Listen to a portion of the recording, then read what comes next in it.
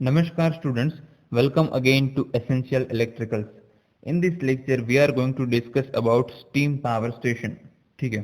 So अगर आपने मेरे चैनल को सब्सक्राइब नहीं किया है तो अभी सब्सक्राइब बटन प्रेस कीजिए और इस वीडियो को थम्स अप दे दीजिए. इस वीडियो में हम डिस्कस करने वाले हैं थर्मल पावर प्लांट्स के बारे में. So बेसिकली हमारा डिस्कशन का टॉपिक रहेगा most important points of the site selection for thermal power station. Okay.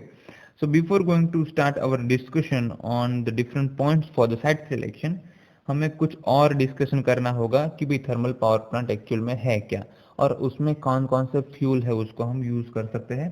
बाद में हम डिस्कस करेंगे कि इस चैप्टर में हम कौन कौन से जो पावर प्लांट है उसको डिटेल में स्टडी करने वाले हैं. ठीक है. सबसे पहले अगर स्टीम पावर स्टेशन की अगर बात करें तो और we can say basically let us discuss what is thermal power station. So thermal power station का फंक्शन क्या है. तो थर्मल पावर स्टेशन क्या करता है, हीट एनर्जी को it convert into electrical energy. ठीक है. तो थर्मल पावर स्टेशन में हम क्या करते हैं, हीट एनर्जी को इलेक्ट्रिकल एनर्जी में कन्वर्ट करते हैं. अब थर्मल पावर प्लांट में हम कौन कौन से कोल यूज करते हैं, I mean what kind of fuel we are using in thermal power station. The first and the very most is coal. दूसरा हम यूज कर सकते हैं oil, gas and also we are using nuclear energy. Okay. So these are some of the inputs which can get us to heat. Okay. And that heat is going to be converted into electrical energy. Okay. तो सबसे पहले अगर हम बात करें कोल के बारे में, so in case of thermal power station, in case of thermal power station हम क्या करते हैं, by burning the coal in the boiler के अंदर हम जो कोल है उसको बर्न करते हैं और उसकी मदद से जो हीट प्रोड्यूस होती है वो हीट हम वाटर को वेपराइज करने के लिए यूज करते हैं. ठीक है. सो वो वाटर होगा that will be converted into steam. In that pressurised high pressurised steam is injected into the rotating shaft of your turbine, and then this turbine is connected to your generator. Okay. And this generator is converted your mechanical energy into electrical energy. ठीक है. तो ये basic फंडा हुआ thermal power station का, भी कोल से लेके हम इलेक्ट्रिकल एनर्जी कैसे प्रोड्यूस करते हैं. ओके. सेम अगर हम बात करें कि अगर हम ऑयल यूज कर रहे हैं इन case of diesel oil, generally हमारा जो ऑयल यूज होता है डीजल ऑयल यूज करते हैं, तो उसको हम बर्न करके क्या करते हैं, हमारा जो गैस फॉर्म होता है उसकी मदद से हम वो प्रेशराइज गैस है उसको ऑयल इंजन है उसको देते हैं और ऑयल इंजन क्या करता है, that is coupled with our generator. So that is converted your mechanical energy into electrical energy. ठीक है. तीसरे अगर हम बात करें some kind of natural gas और एनी काइंड ऑफ गैस, ठीक है, उसका हम यूज करके एज अ फ्यूल हम यूज करते हैं. उससे मदद से हमारा जो गैस टरबाइन उसको हम स्टार्ट करते हैं और वो गैस टरबाइन होगा वो कनेक्टेड होगा with the shaft of our generator which is use to convert into electrical energy. ठीक है. और न्यूक्लियर फ्यूजन की बात करें हम, अगर हम न्यूक्लियर फ्यूजन की बात करें तो उसमें हम क्या यूज करते हैं, so we are using the material like uranium, like thorium. Okay. So उसकी मदद से हम क्या करते हैं, ट्रिमेंडस अमाउंट ऑफ हीट है उसको जनरेट करते हैं, उसकी मदद से जो वाटर है उसको बॉयल करते हैं और दैट बॉइल्ड वाटर और we can say the steam which is used to drive the steam turbine. Okay. Are you getting my point? And that steam turbine is again connected with the generator and that is used to convert into electrical energy. Okay. So इस different types of fuel का use करके हम electricity है उसको generate कर सकते हैं. ठीक है. ये सब हम steam power station के बारे में भी बात कर रहे हैं. उसमें भी इस सिलेबस के मदद से हम तीन जो different types of power plant है उसको डिस्कस करने वाले हैं. The first is thermal power station और the thermal power plant. The second is diesel oil power plant and the third is nuclear power plant. ठीक है, तो इन तीन के बारे में हम इस सिलेबस में डिस्कस करने वाले हैं। आज सबसे पहले स्टार्ट करेंगे थर्मल पावर प्लांट। तो थर्मल पावर प्लांट के बारे में अगर हम बात करें, उसका जो वन लाइन डायग्राम और सिंगल लाइन डायग्राम ड्रॉ करें, तो सबसे पहले हम क्या करते हैं, हमारा जो सोर्स होगा, और we can say the source of energy, जिसको हम इनपुट में दे रहे हैं। ठीक है, लेट से हम यहाँ पर कोल यूज कर रहे हैं। ठीक है, इनपुट में जो कोल दे रहे हैं वो बॉयलर को देंगे, उसकी मदद से वो वाटर को वेपराइज करेगा। वो वेपराइज जो हमारा स्टीम होगा वो हम कहाँ देंगे, उसको हम टरबाइन में देंगे। So some kind of prime mover we are using. Okay, and that prime mover वो किसके साथ कनेक्ट होगा, हमारा जनरेटर के साथ। ठीक है, और यहाँ से हमें इलेक्ट्रिसिटी जनरेट कर सकते हैं। ठीक है, so I am writing electrical output. Okay, तो यहाँ पर हमारा एनर्जी कन्वर्जन कहाँ होगा, यहाँ पर होगा। So I am writing that conversion of energy is happening right here. ठीक है, तो ये हमारा हो गया simple single line diagram of our thermal power plant. इसके बारे में हम बात डिस्कस करेंगे कि हमारा साइट सिलेक्शन, अगर मुझे थर्मल पावर स्टेशन किसी भी जगह रखना है, तो उसके साइट सिलेक्ट करते समय मुझे कौन कौन सी चीज है उसको ध्यान में रखना पड़ेगा। ठीक है, तो हमारा आज का डिस्कशन का टॉपिक ये रहेगा। Let us start this. So topic of discussion will be site selection of thermal power plant.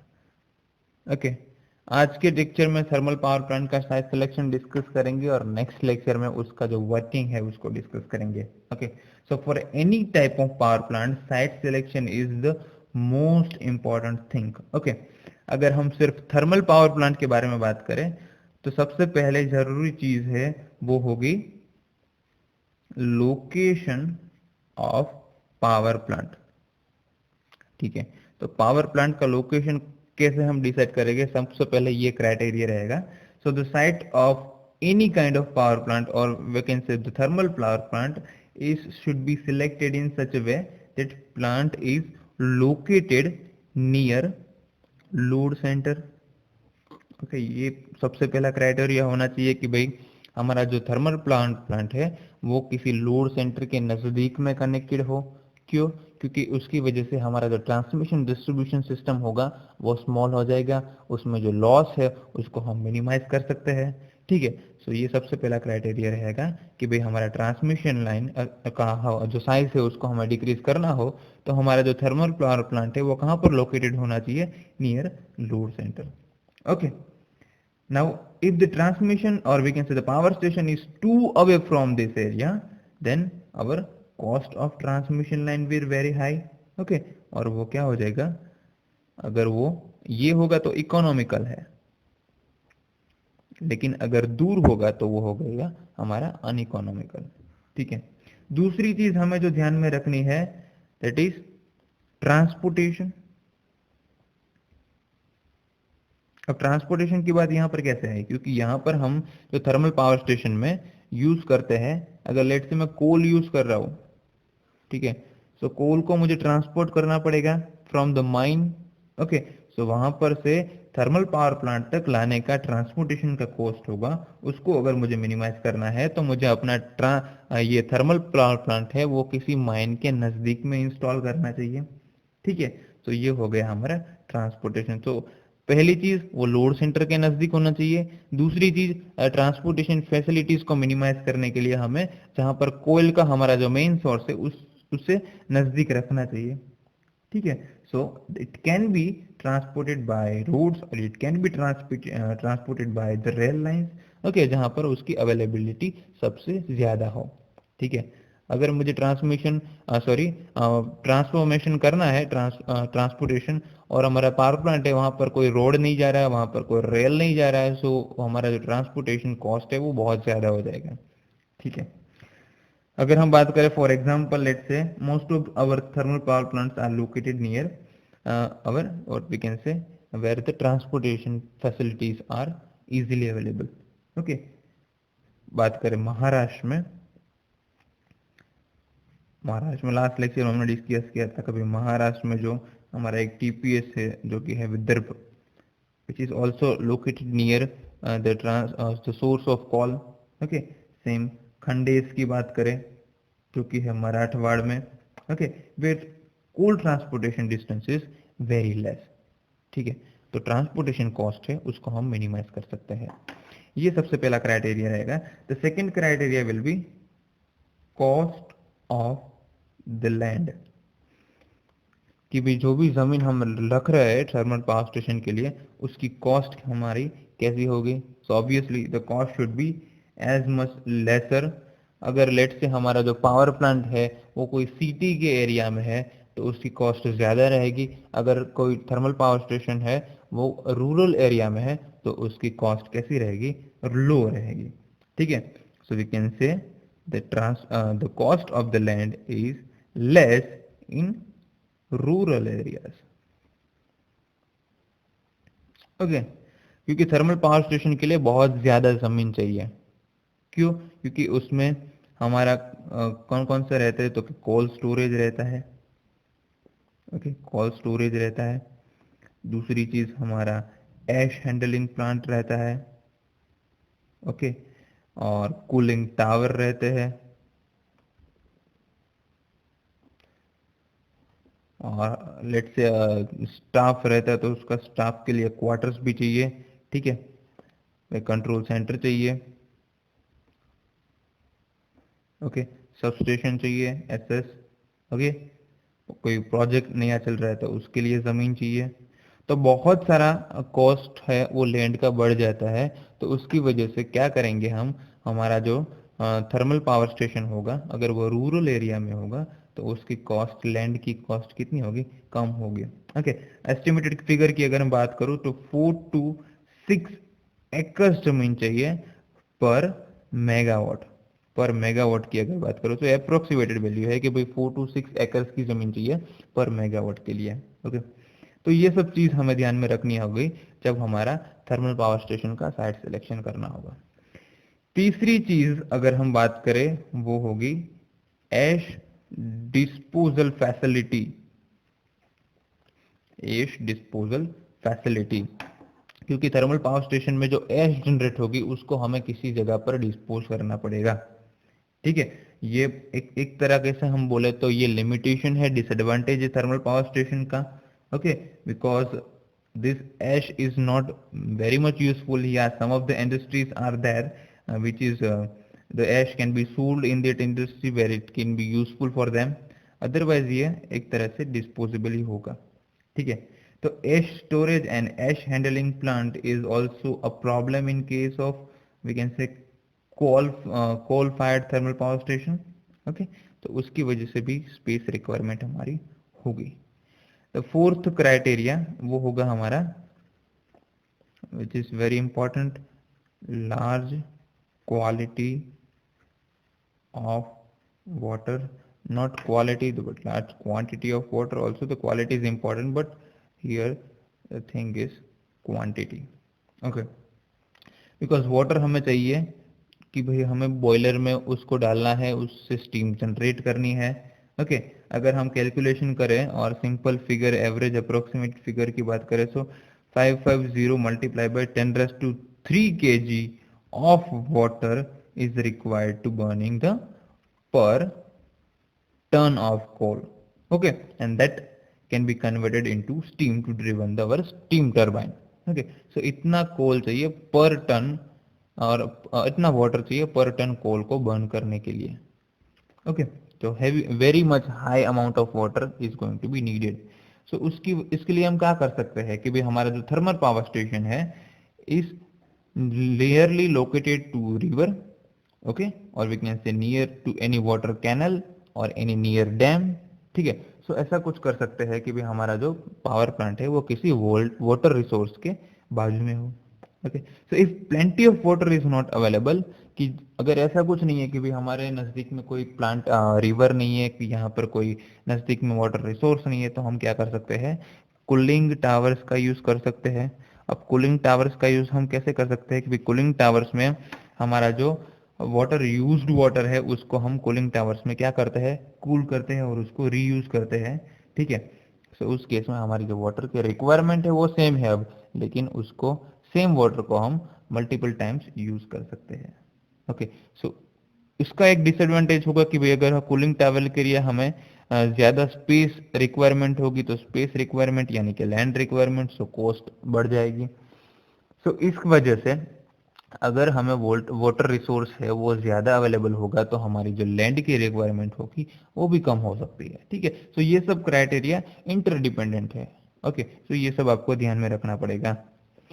Fifth चीज जो हमें ध्यान में रखनी है वो है cost of fuel.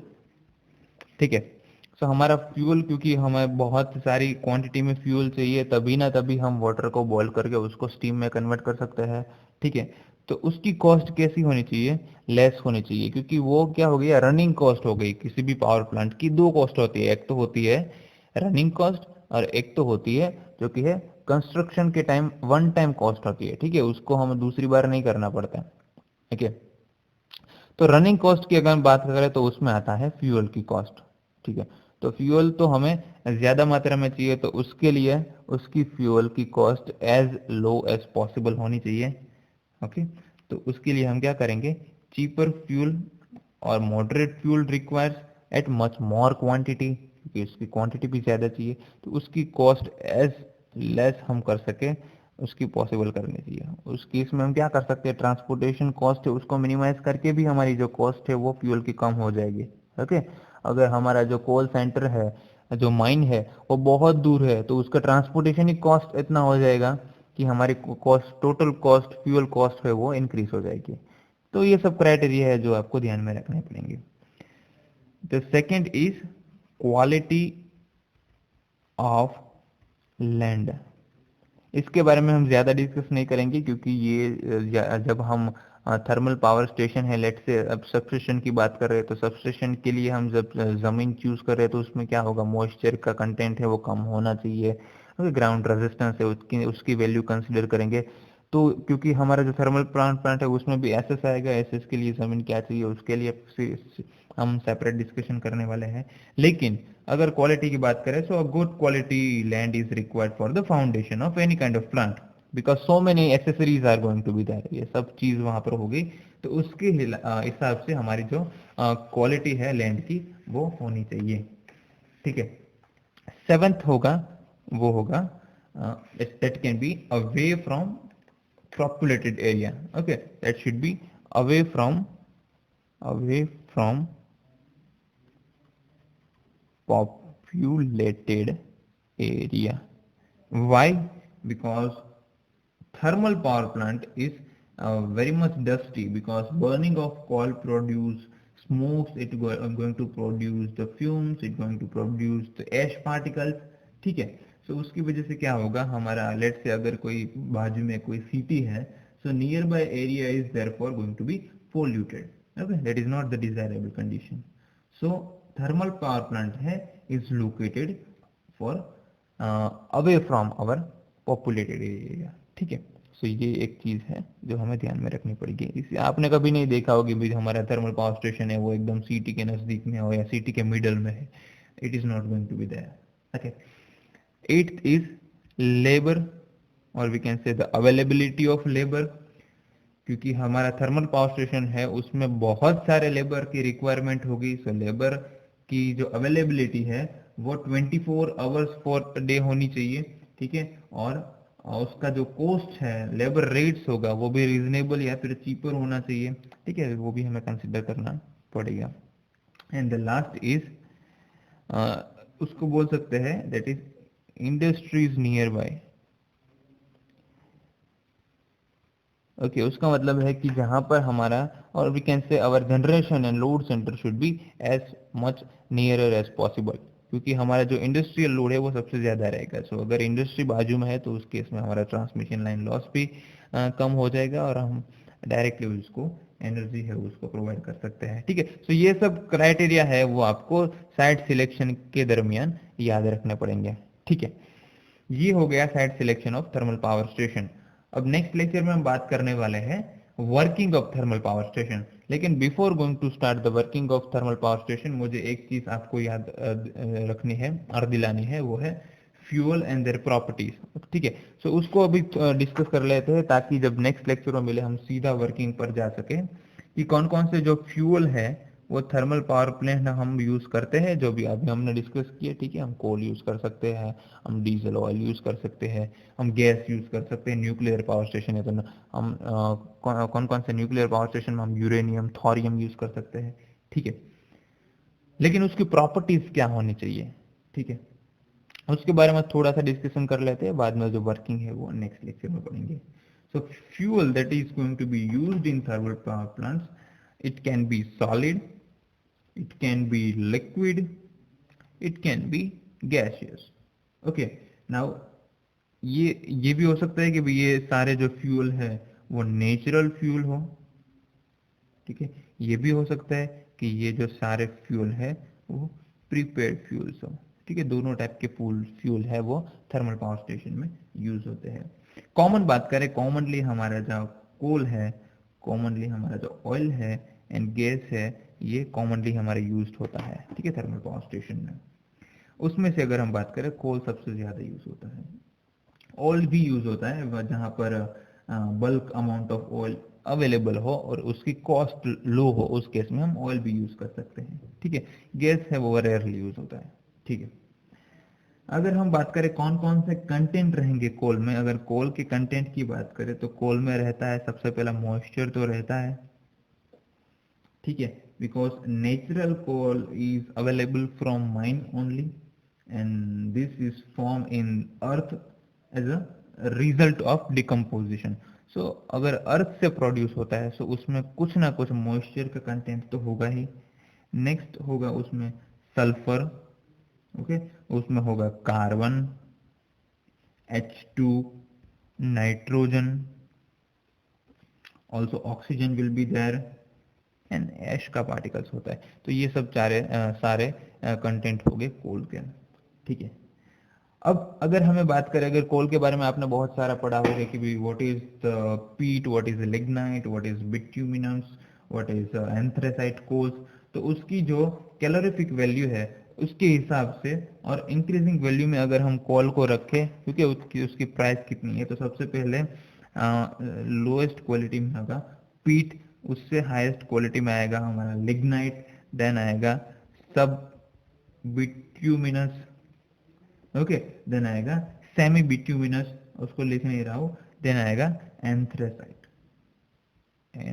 Anthracite. Okay, सो ये सारे कोल से वो जनरली यूज होते हैं, उसकी कैलोरीफिक वैल्यू है वो इस ऑर्डर में इंक्रीज होगी।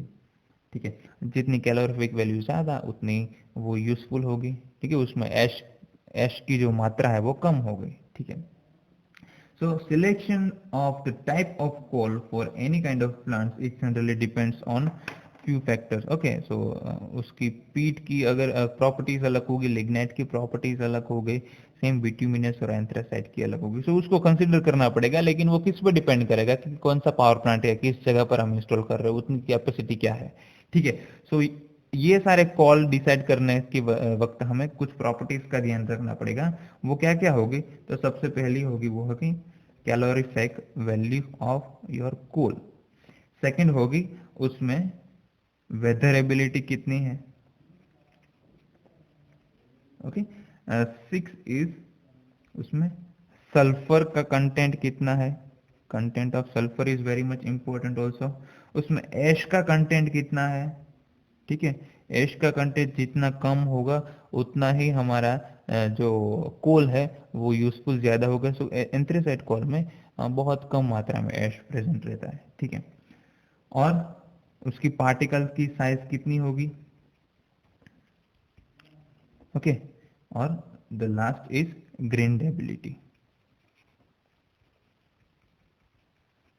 ठीक है, सो ये सारी चीज है, वो सारी प्रॉपर्टीज है वो कोल में होनी चाहिए।